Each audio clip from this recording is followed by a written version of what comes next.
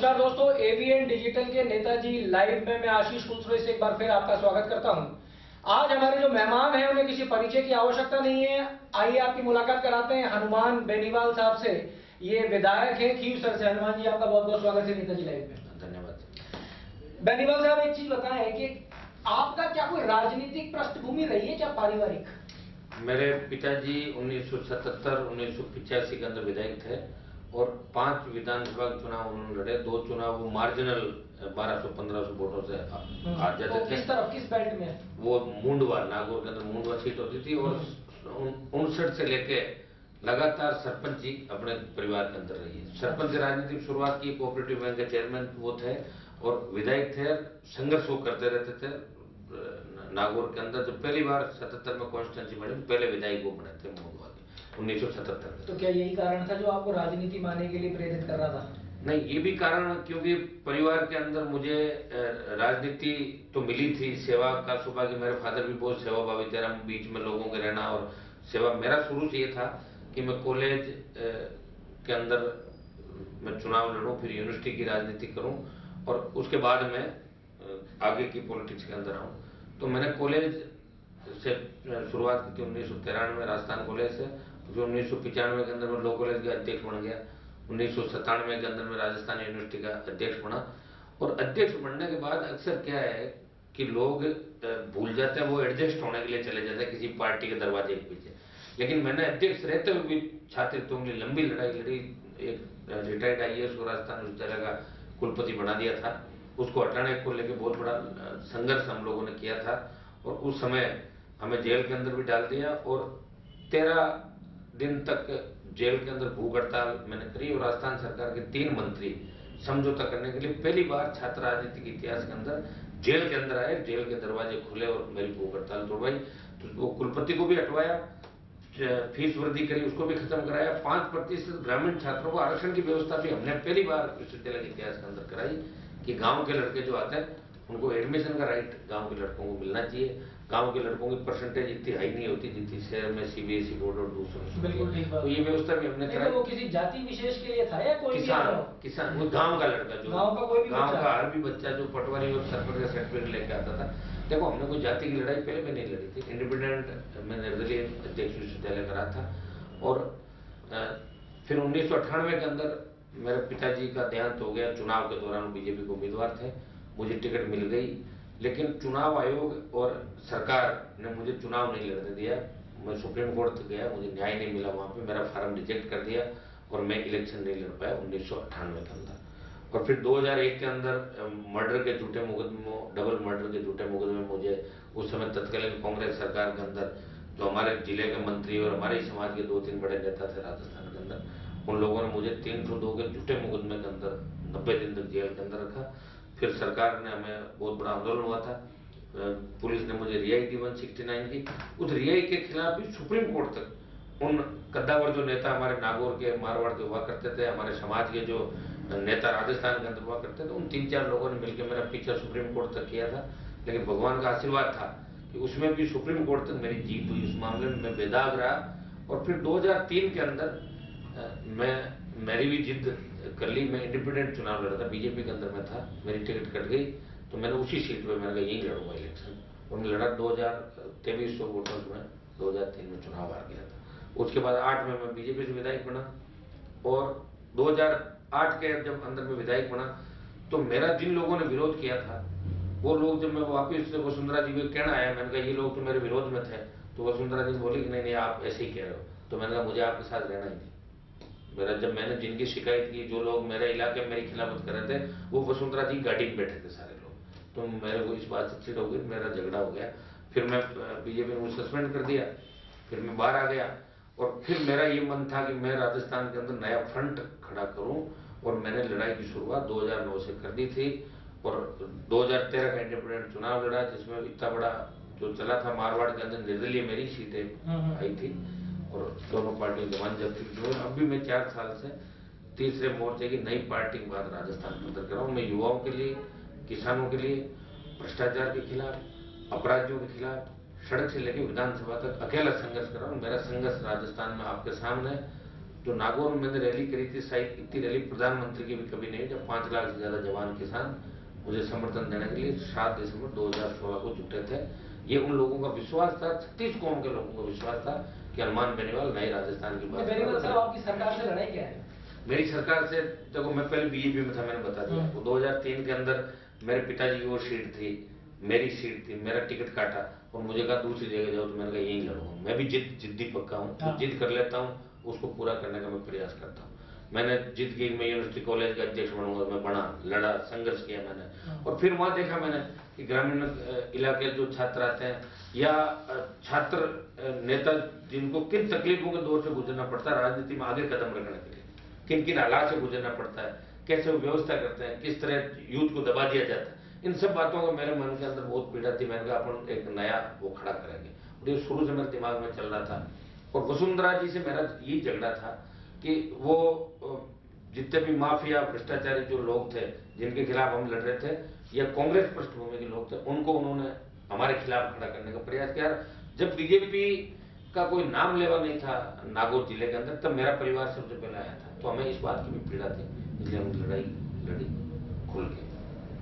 अब आपको सरकार से आपको क्या पीड़ा है? अपने भाषणों के अंदर देखिए, क्या लोगों के अंदर जो आपकी छवि है वो एक गुस्सैल व्यक्ति की छवि है। तो मैं चाहता हूँ हमारे युवा साथियों के साथ में वो चीज आप क्लियर हो कि भाई हनुमान बेनीवाल क्या वास्तव में केवल खुद की चीज के लिए ही जिद करके बैठ जाते हैं, या क्यों लड़ रहे हो आप ये लड़ाई?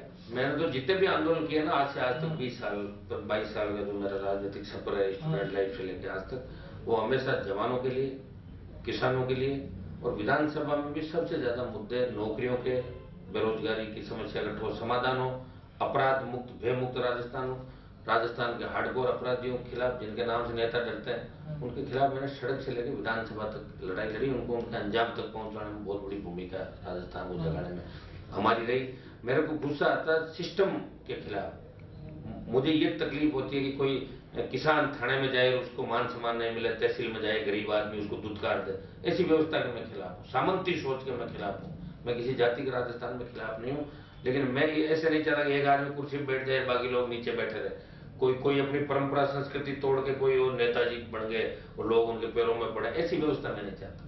मैं शोषित और पीड़ित जो भी लोग हैं उनकी सेवा करने का मैं शुरू से प्रयास कर रहा हूँ। और मेरे को गुस्सा आता है भ्रष्टाचारियों के खिलाफ, अपराधियों के खिलाफ, और सिस्टम के अंदर मुझे लगता है कि पीड़ित आदमी को तकलीफ हो रही है, उसकी पीड़ा नहीं मिट रही, चला के कोई उसको तंग करा, तब मुझे गुस्सा आता है, बाकी मैं गुस्सा भी नहीं करता। आपने अपने किसी भाषण के अंदर ये कहा था कि भाई मैं तो ऐश्वर्या राय हूँ जिसके पीछे कांग्रेस और बीजेपी दोनों जो है लगी हुई हैं। तो अब आप ये बताओ, आप कई बार कह चुके हो अभी अब इस इंटरव्यू के उसमें कि आप एक नया फ्रंट, तो ये ऐश्वर्या राय का अभिषेक बच्चन कौन होगा? ऐसा है कि ये तो तय है कि मैं जो कहता हूँ करता हूँ। अभी जो वर्तमान परिस्थितियां राजस्थान के अंदर है, 70 साल में राजस्थान में सबसे ज्यादा अगर तकलीफ किसी को हुई तो राजस्थान के जवान और किसान को हुई। राजस्थान अपना एक शांत प्रदेश हुआ करता था, जहां लोग ये उदाहरण दिया करते थे कि भाई राजस्थान की पुलिस भी अच्छी है, राजस्थान अच्छा है, राजस्थान की संस्कृति अच्छी है, और हमारे जो व्यापारी बाहर जाके काम करते हैं उनकी पेट आप देखिए, चाहे आसाम के अंदर है, चाहे मद्रास में, चाहे गुजरात में, महाराष्ट्र में, मारवाड़ी और राजस्थानी की अलग मिसाल और पेट कि उन्होंने अपने व्यवहार से दुनिया को बदला, जमाने को बदला।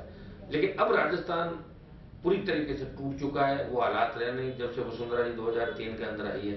पहले तो यहाँ जातिवाद के हम इतना सुनते भी नहीं थे जितना जातिवाद 2003 के बाद आया।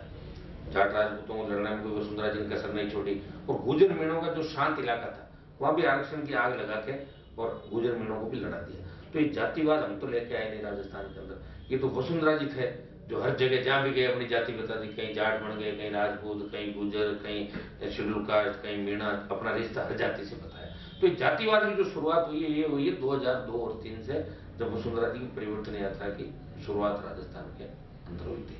हम तो जातिवाद को मिटाना चाहते हैं राजस्थान के अंदर, और लोग मेरे पर आरोप लगाते हैं हनुमान बेनीवाल तो अपनी जाति की बात करता है, तो मैं मेरी जाति के विकास की बात जरूर करता हूँ। मैं नौजवानों को एक नई दिशा देना चाहता हूँ राजस्थान के अंदर, और जो कई नौजवान भटके हुए हैं, मैं हमेशा मेरे स्पीच के अंदर एक बात कहता हूँ कि जवानों को नशे की प्रवृत्ति से दूर रहना, आपको ऐसा काम करना, लक्ष्य जो आप लेके चले हो, आपके माँ बाप का सीना गांव में बैठे चौड़ा हो जाए, ऐसा काम हर जवान को करना चाहिए। ये मेरा हमेशा रहता है। मैं मेरी जाति के जवानों, आप एक नए फ्रंट की बात कर रहे हो। आप अगर एक नए फ्रंट की आप बात करते हो, एक तीसरा मोर्चा राजस्थान के अंदर अगर हम देख रहे हैं, तो राजस्थान की जनता को अगर ये तीसरा मोर्चा राजस्थान की जनता चुनती है तो क्या फायदा होगा? उस तीसरे मोर्चे से ये फायदा होगा कि अभी देखिए आप, अभी देख लें बीजेपी की सरकार को वही लोग चला रहे हैं तो कांग्रेस को चलाते थे। वही कमिश्नर संजय अग्रवाल है जो अशोक गहलोत का सीएमओ चलाता था, वही वसुंधरा जी को चला रहा है। वही श्रीमद पांडे जो गहलोत के नजर आता था, वही वसुंधरा जी के सलाहकार है। और मुझे तो ये बताओ, आपने तो राजस्थान के अधिकारियों की तो राजस्थान में चल ही नहीं रही यार, सारे यूपी बिहार वाले अधिकारी है वो राजस्थान के अंदर राजस्थान का सिस्टम चला रहे हैं। बेनीवाल साहब अधिकारी तो आपके टाइम पे भी वही रहेंगे? मैंने मेरी बात सुनो, नहीं कोई जरूरी नहीं अधिकारी तो वही रहते हैं जो सरकार चाहती है। अधिकारी तो सरकार के नौकर होते हैं। चलिए अधिकारियों को तो अब मैं ये कह रहा हूँ, तो सिस्टम कहाँ बदला। आज गहलोत 2008 के अंदर जब विधानसभा चुनाव के अंदर कांग्रेस प्रचार में गई तो उन्होंने एक बात रखी कि भाई हम वसुंधरा जी ने तो भ्रष्टाचार किया, 90 के घोटाले हुए, जमीन घोटाले हुए, उनकी जांच कराएंगे। आप ये बताओ मुझे, एक भी जांच राजस्थान में हुई क्या? गहलोत ने माथुर आयोग इसलिए बनाया, इसमें इंक्वायरी कमीशन का उन्होंने रख के तो रद्द हो जाए, वो मिला जुली का खेल था। और अब वसुंधरा ने कौन सी गहलोत की जांच करा दी? मैंने आपको 2-3 उदाहरण दिए थे कि वही अधिकारी जैसे मनजीत सिंह है तो कितना मोस्ट करप्ट अधिकारी है, जो पहले कांग्रेस राज में मजे ले रहा था, बीजेपी के राज में भी उतने ही मजे ले रहा है। ऐसे दर्जनों अधिकारी राजस्थान में होंगे पुलिस में, ब्यूरोक्रेसी के अंदर, जो कांग्रेस और अधिकारी को सरकार चलाता है। और मैंने इस कार्यकाल में तो वसुंधरा कार्यकाल में ये देखा कि अब नेताओं का तो चलना ही बंद हो गया राजस्थान के अंदर। अधिकारी जो फीडबैक देंगे वही ऊपर तक जाता है, उसको ही मानते हैं। फ्रंट की आवश्यकता इसलिए बन गई कि सबसे बड़ा धोखा हम जवानों के साथ हुआ।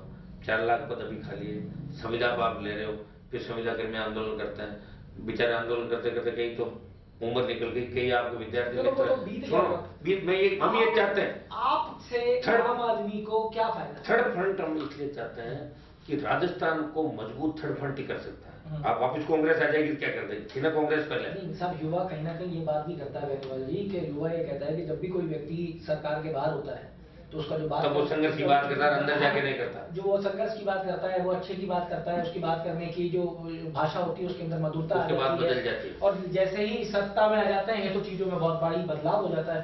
तो एक सत्ता में आने के बाद में उस चीज पे अडिग रहना ये अपने आप में एक बहुत बड़ा अचीवमेंट होता है। तो मैं ये जानना चाह रहा हूँ कि लोगों को, आपके थर्ड फ्रंट से लोगों को क्या फायदा? लोगों को ये फायदा होगा कि आज सरकार के पास राजस्थान में रेवेन्यू के सैकड़ों सोर्सेज है जहां से रेवेन्यू सरकार ले सकती है, और वो फायदा किसानों को, राजस्थान के किसानों को मिल सकता है जो 70 साल से किसान पीड़ित है।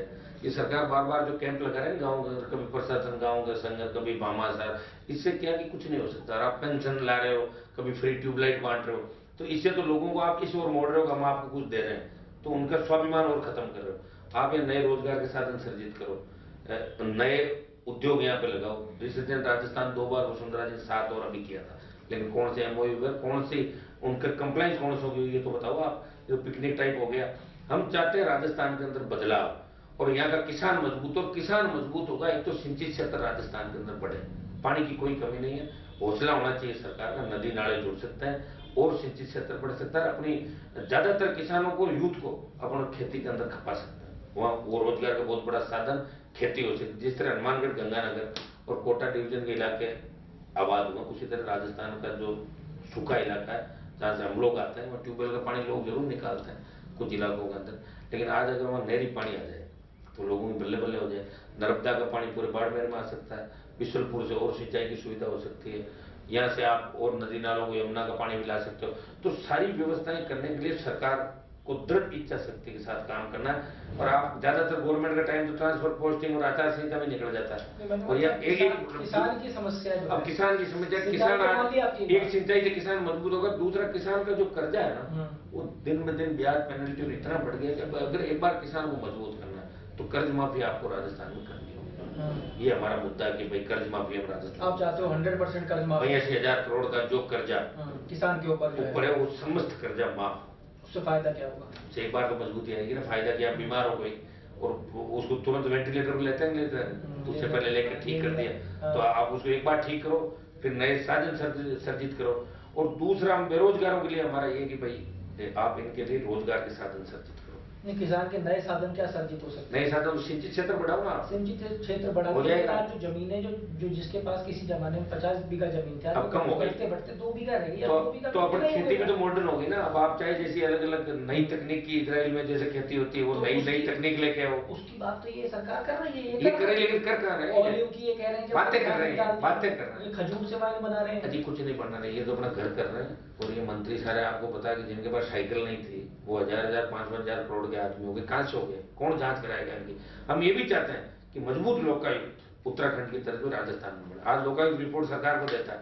आज लोकायुक्त यहाँ राजस्थान सरकार में लोकायुक्त की कोई अहमियत नहीं है। रिपोर्ट सौंपता है सरकार, निर्णय सरकार करती है। जिस तरह सरकार की कोई जांच एजेंसी है, वो सरकार चाहेगी वो निर्णय करेगी, वो तो खाली रिपोर्ट उनको दे दें। हम मजबूत लोकायुक्त इसलिए चाहते हैं कि इन मंत्रियों के, विधायकों के प्रॉपर्टी के जो है ना, वो प्रॉपर्टी की घोषणा करें। अब उसकी जांच होगी कहां से आई, साधन क्या था। तो ये व्यवस्था हम चाहते हैं भ्रष्टाचार का खात्मा हो। और एक हम चाहते हैं कि अगर आप बेरोजगारी के, मैं कह रहा हूँ खाली पद भी भर जाए ना, बहुत बड़ा रिलीफ मिलेगा। और बाकी बेरोजगारी भत्ता राजस्थान के जवानों को मिले, इस दिशा में ठीक होगा। एक बिजली के मामले में राजस्थान बहुत आगे बढ़ रहा है। और जब पंजाब, कर्नाटक, तेलंगाना, तमिलनाडु में फ्री बिजली आप दे रहे हो तो किसानों को, हाँ किसानों को, तो यहाँ 90 पैसे सरकार बिजली महंगी खरीदती, ₹3 सब्सिडी दे रही है, तो 90 पैसे भी क्यों ले रहे हो? एक बार फ्री कर दो।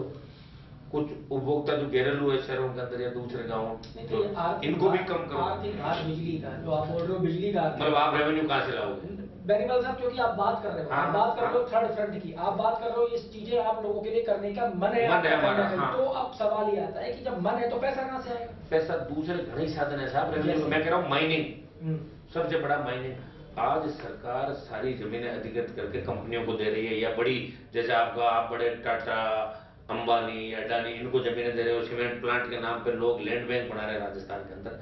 आप खरीद के पट्टे किसानों को दो यहाँ पे सीधे, और क्वारी लाइसेंस जारी करो। आपका अवैध खनन राजस्थान में एक दिन में ही उग जाएगा। आप जो किसान मान लो आज अपना पेट, अवैध खनन कौन करता है? गरीब आदमी। कई अवैध माफिया तो बहुत कम है जो अवैध खनन करता है। गरीब आदमी अपना पेट भरने के लिए वो पत्थर निकाल के 1500 रुपए रोज कमा परिवार का पेट। तो आप उसको अवैध क्यों मान रहे हो? आप उसको वैध कर दो ना, क्वारी लाइसेंस दे दो, उससे रेवेन्यू लो। तो रेवेन्यू आपका कितना सारा आएगा। मैं कह रहा हूँ आज बिजली चोरी, राजस्थान के अंदर बिजली चोरी की बात करें, किसानों को कनेक्शन जारी करो। आप सब जगह किसान पैसा देने को तैयार है। डार्क जोन के नाम पे आप रोक रखा लोगों को कि आपके कनेक्शन नहीं होंगे, डार्क जोन हो गया।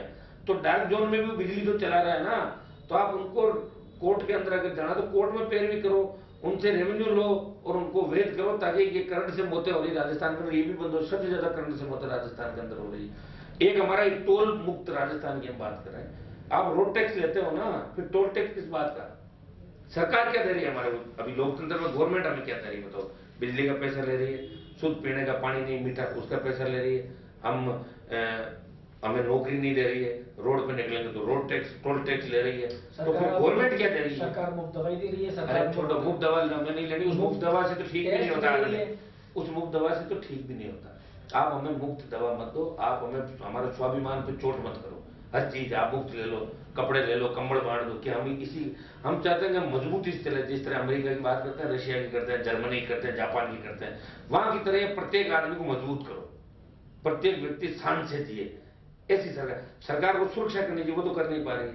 अपराधी थानों में बैठ रहते हैं, आम आदमी थाने में जाने से डरता है। सारा सिस्टम तो फेल हो गया साहब। कौन सा सिस्टम? हाई सिक्योरिटी जेल आपकी जो राजस्थान की है, वहां से भी हाई सिक्योरिटी जेल में भी जेमर होने के बावजूद मोबाइल जा रहे हैं, तो कौन है दोषी उसमें?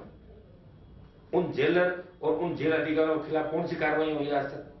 तो हाई सिक्योरिटी जेल से जेल अपराध को संचालित कर रहे हैं। नेता, अधिकारी और अपराधी मिले में कौन सा कॉकस का खुलासा हुआ आज तक बताओ?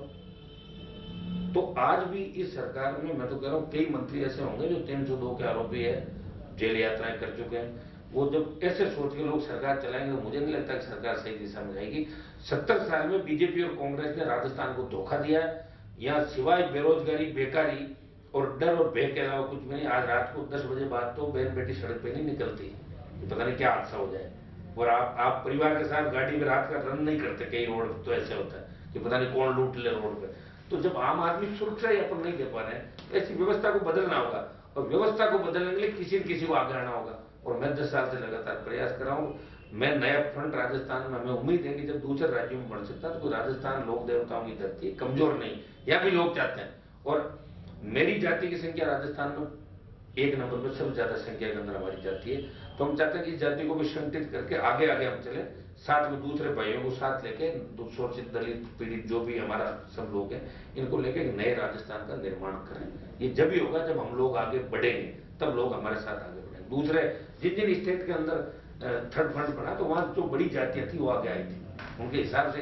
अच्छा, बीजेपी का आप लोगोगे तो बीजेपी तो एक अलग संगठन और पार्टी होगी। उन्हें आप मान लो गुजरात का आप उदाहरण देते हो, यूपी का देते हो, तो उनके पास तो अलग संगठन है, अलग सिस्टम है, वो लंबे टाइम से कर रहे हैं। लेकिन अब जो थर्ड फ्रंट जहां भी बने, उसमें बड़ी जातियों को लड़ने के लिए अगुवाई करनी पड़ी, तब जाके थर्ड फोर्स बना। देख लो यूपी बिहार सब जगह, हरियाणा से लेकर जहां जहां बना। तो थर्ड फ्रंट के लिए अब आपके पास में क्या कमी है, आप क्या विचार कर रहे हो? कोई विचार नहीं कर रहे। अभी तो हम ये जो जन आंदोलन हमारा चल रहा है ना, कर्ज माफी, बिजली माफी, नागौर में हमने रैली करी बड़ी, बाड़मेर में कर रहे 7 जनवरी को, उसके बाद हम करेंगे बीकानेर के अंदर रैली इन मांगों को लेकर, और फिर करेंगे सीकर में, और जयपुर में हम करेंगे 10 लाख लोगों की रैली फरवरी लास्ट और मार्च तक, और उसमें हम नई पार्टी घोषणा कर देंगे। और क्या आप 200 सीटों पे चुनाव लड़ने का विचार? पूरा 200। हमारे साथ बहुत लोग कांग्रेस और बीजेपी के अंदर जो हमारे साथ टच में है, क्योंकि हमारे साथ सबसे बड़ी ताकत राजस्थान के जवान की ताकत है, और वो जवान चाहे किसी भी कोने का हो, उनके लिए मैं लड़ा हूं राजस्थान में, उनको मेरे पे पूरा भरोसा है। विरोधी मेरे पे जातिवाद का आरोप लगाते होंगे, लेकिन मैं मेरे जाति के विकास की बात करता हूँ। कभी जाति को गलत दिशा के अंदर ले जाकर गलत काम मैंने किसी भी व्यक्ति से आज तक। थर्ड फ्रंट जो आप बात कर रहे हो, थर्ड फ्रंट क्या आप अकेले बनाओगे या आपके साथ में और भी राजस्थान के कुछ नाम? अभी तो डॉक्टर साहब और हम जैसे साथ ही रैलियां कर रहे हैं, लड़ रहे हैं, बिल्कुल आपके साथ, अभी साथ हम दोनों साथ हैं, वो भी प्रयास। अभी तो लड़ी हम ही है, कांग्रेस थोड़ी लड़ रही। कांग्रेस तो बीजेपी के घर चली गई, मिल गई वो तो मुख्यमंत्री से। इनके सारे नेता तो टाइम मांगते घूमते हैं कि सीएम हमें टाइम देते, 2 बदली करवा लें या कुछ और काम कर, इसी में लगे हुए कांग्रेस वाले। अब राज कर ले, राज के लिए तैयार बैठे। बीजेपी तंग होकर लोग वोट देंगे तो हम सत्ता के अंदर आ जाएंगे। उन्होंने बैंक में बांट लिया। इस राजस्थान में जनता के लिए कोई लड़ रहा है, डॉक्टर किरोड़ीलाल मीणा लड़ रहे हैं, मैं लड़ रहा हूँ, और बीजेपी के अंदर रहते हुए लड़ रहे, तो घनश्याम जी लड़ाई लड़ रहे हैं। कम से कम एक बात तो कह रहे हैं, वो अंदर रह के भी यार अपना खुद का उन्होंने वो भी हमारे टच में, हम प्रयास करेंगे वो भी हमारे साथ रहे। और कई लोग हैं जो आएंगे, बिल्कुल आएंगे, साथ आएंगे। इस चुनावी साल के अंदर नया होगा। 200 विधानसभाओं पे आप लड़ते हो, और एक हाइपोथेटिक सिचुएशन की बात करते हैं कि बाई चांस बहुमत आता है, और तो मुख्यमंत्री कौन होगा मैनुअल साहब? अभी हो जाएगा, ये तो अभी बात की बात है। जब पार्टी बन जाएगी, सारा काम हमारा हो जाएगा। मार्च तक तो हम जन आंदोलन खड़ा कर रहे हैं। मेरी बात सुनो, मार्च तक तो हमारा ये है कि हम किसान जवान को राहत दिलाएं, राजस्थान में मजबूती लाएं, आम आदमी को फायदा मिले। और हम अभी कल सत्ता प्राप्ति के लिए नहीं लड़ रहे, हम चाहते हैं लोगों को राहत मिले, हमारी लड़ाई का लोगों को फायदा मिले। अभी हमारा मकसद यही है। और मार्च में जब पार्टी बन जाएगी, उसका सारा सिस्टम बन जाएगा, तब उसी हिसाब से तय हो जाएगा। तो मेरा सवाल ये है ही कि सत्ता प्राप्ति के लिए आप लड़ाई कर रहे हो या सत्ता प्राप्ति की आप बात कर रहे हो। देखिए साहब, अगर घर का मुखिया जो है, उस मुखिया के अंदर कोई कमी रह जाती है तो पूरा का पूरा घर बिखर जाता है। मेरे हिसाब से इस मामले को लेकर कोई ज्यादा लड़ाई झगड़ा होगा नहीं। हम दोनों पार्टियों को घर बिठाएंगे, हमारा पहला टारगेट है। आपको ये लगता बड़े बड़े मैच्योर लोगों के अंदर झगड़ा हो जाता है, बिहार उठा के देख लो, झगड़ा तो कहीं भी हो जाता है। ये कोई विषय जो है वो छोटा नहीं है। तो झगड़ा तो भाई भाई में हो जाता है।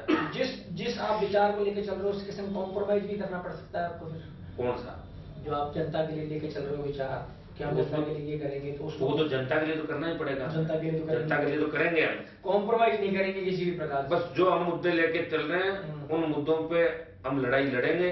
अगर सत्ता में आए तो भी लड़ेंगे, सत्ता में नहीं आएंगे तो भी लड़ेंगे। सत्ता में आएंगे तो लड़ना क्या, फिर तो आदेश जारी करना है। साथ लेके चलना है सबको साथ लेके, और 36 कौम को साथ लेके चलना। बहुमत आता है तो ये सवाल ये होगा, बहुमत नहीं आता है उस परिस्थिति के अंदर अगर आपकी आवश्यकता पड़ती है तो आप किसका साथ? वो तो अभी कहाँ परिस्थिति है, 1 साल पड़ा, इस बात का तो कैसे पता लगे पहले। फिर भी साथ देंगे तो फिर किन पैरामीटर पे देंगे? पैरामीटर तो हमारे तो है नहीं, चल रहे हैं ना। ये जो पूरा करे बस यही पैरामीटर है। हम एक अच्छा राजस्थान चाहते हैं, जिस राजस्थान की पहले मिसाल दिया करते थे। ये वीरों की, लोक देवताओं की भूमि है। आजादी की लड़ाई से लेकर आज तक हमारे रणबांकुर, आज भी बॉर्डर पे सबसे ज्यादा शहीद राजस्थान के, हरियाणा के बाद, पंजाब के बाद अगर होता तो राजस्थान है सबसे ज्यादा शहादत हम लोग देते हैं। हम ये चाहते हैं कि वीर भूमि जो बदनाम हुई है वापिस ठीक हो हमारी, और वापिस सामंजस्य सब लोगों के बीच बैठे, और शांति व्यवस्था राजस्थान के अंदर, कानून का राज राजस्थान में रहे। चलिए साहब, आपसे बात करके आज कहीं ना कहीं ये तो महसूस हुआ कि आपकी जो छवि बिखरी हुई है, जो छवि लोगों के अंदर है कि आप बड़े गुस्सैल और जल्दी धैर्य खोने वाले व्यक्ति हो, उसका तो कम से कम मेरे को ये क्लियर हो गया कि आप इस प्रकार की। दोस्तों मैं बात कर रहा था हनुमान बेनीवाल के साथ में, जिन्होंने बड़ी स्पष्ट रूप से ये कहा है कि तीसरा मोर्चा ये बनाने की तैयारी राजस्थान में कर रहे हैं। मांगे बड़ी क्लियर है, मांगे आप तक इन्होंने बता दी। अगर आप किसी भी प्रकार का कोई सवाल या अपनी समस्या हनुमान बेनीवाल के साथ में शेयर करना चाहते हैं, आपके कमेंट बॉक्स पे जाएं, आपका नाम और जगह लिखें और वो सवाल हम तक भेज दें। साहब अगर लोगों के सवाल आते हैं, समस्याएं आती हैं, तो क्या आप उसको जवाब देने के लिए, हल करने के लिए अगली बार हमारे साथ मौजूद होंगे? जरूर, पक्का। लीजिए, बेनीवाल जी ने हाँ कर दी है कि ये अगली बार हमारे साथ मौजूद होंगे। दोस्तों जुड़े रहिए, भेजते रहिए अपने सवाल। अगली बार फिर किसी हस्ती के साथ में मुलाकात करेंगे। जब तक के लिए जय हिंद।